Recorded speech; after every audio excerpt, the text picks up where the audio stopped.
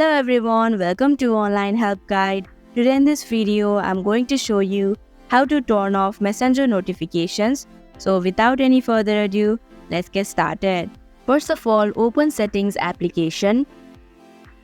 Now scroll down your screen and click on Apps option. Go to Manage Apps option. In the search bar, type in Messenger. Click on Notifications option. Now you'll just have to turn off the button of the option that says Show Notifications. So that is how you can turn off the notification of Messenger. Thank you for watching Online Help Guide. Hope this video was helpful. If it was, hit the like button and comment down if you have any questions or feedback. Also, if you are new to our channel, subscribe and hit the bell icon so that you don't miss our upcoming videos.